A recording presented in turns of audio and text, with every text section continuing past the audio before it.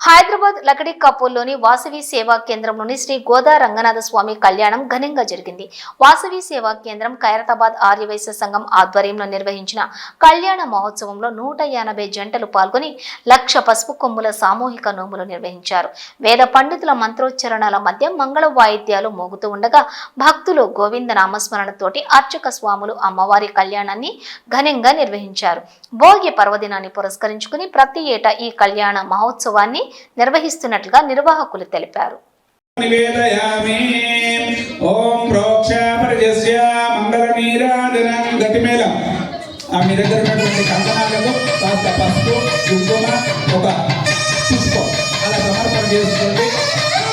ఇక్కడ రక్షాబంధనం స్వామికి అమ్మవారు చేస్తున్నారు. మీ దగ్గర ఉన్నటువంటి ఆ పెరుమాళ్ళు స్వామికి అమ్మవారికి మీ రక్షలు చూపించండి ఒకసారి. ఆ తర్వాత మేము ఏం చేయాలో చెప్తాం. ఓం మానాయుధం రంగనాథ భగవానికి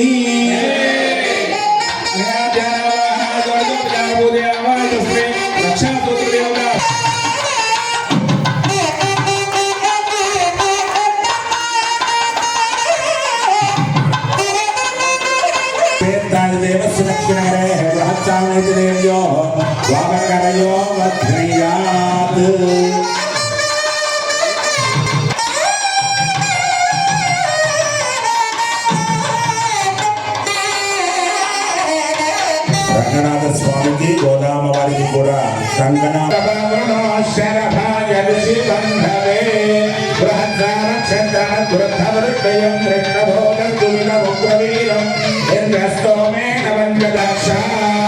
స్వామికి రెండవ యజ్ఞోపవీత ధారణ చేస్తున్నారు. అందరూ కూడా నమస్కారం చేసుకోండి.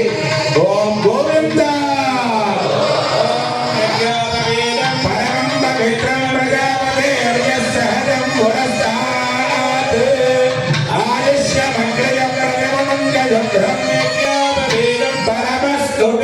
చేతికి రక్షాబంధనం చేయండి వారి ధర్మపత్ని చేత. ఆ తర్వాత ఆ గుడుకను తీసి మీ ధర్మపత్ని గారి చేతిలో పెట్టండి. ఎడమ చేతికి రక్షాబంధనం చేయండి వారికి. మగవాళ్ళు కుడి చేతికి, ఆడ స్వామి శ్రీరామ రక్ష సర్వ జగద్రక్ష అని స్వామి రక్షాబంధనం చేసుకున్నారు. ఈ లోకాన్నంతా కూడా నేను కాపాడుతాను అని చెప్పేసి చెప్పారు. ఆశోష పరిహారం ద్వారా అని చెప్పేసి చెప్పారు. అంటే కళ్యాణోత్సవంలో కూర్చున్నప్పుడు మనము రక్షాబంధనం చేసుకున్న తర్వాత ఎలాంటి చెడు వార్తలు వచ్చినా ఇది వర్తింప చేయదు అని చెప్పేసి ఒకటి. కర్తలుగా యజమానులుగా వచ్చి ఇక్కడ కూర్చున్నాం, కానీ రక్షాబంధనం చేసుకున్న తర్వాత మనకు ఒక బాధ్యత అంటూ పెరిగింది. అది ఏం బాధ్యత అంటే కన్యాదాతలుగా మారామన్నమాట. అంటే ఆ గోదామ్మ వారి యొక్క తల్లిదండ్రులుగా కన్యాదాతలుగా ఉన్నారు. ఎప్పటి నుంచి? ఇప్పుడు రక్షాబంధన చేసుకున్న తర్వాత మీకు ఆ బాధ్యత అంటూ వచ్చింది.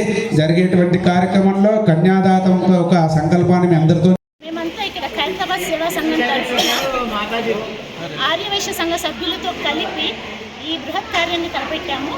మాకు సహకరించిన మా వీరేశం గారు, మా ప్రెసిడెంట్, సేవా కేంద్రం వారు అందరికీ ధన్యవాదాలు.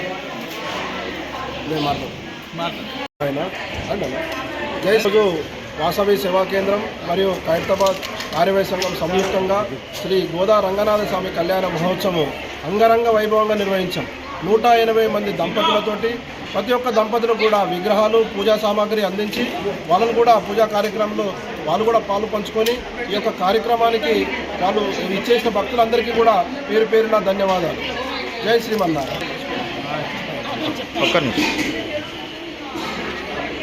ఈ కార్యక్రమంలో అమ్మవారికి 1,00,000 పసుపు కొమ్ములతో నోచుకోవడం జరిగింది.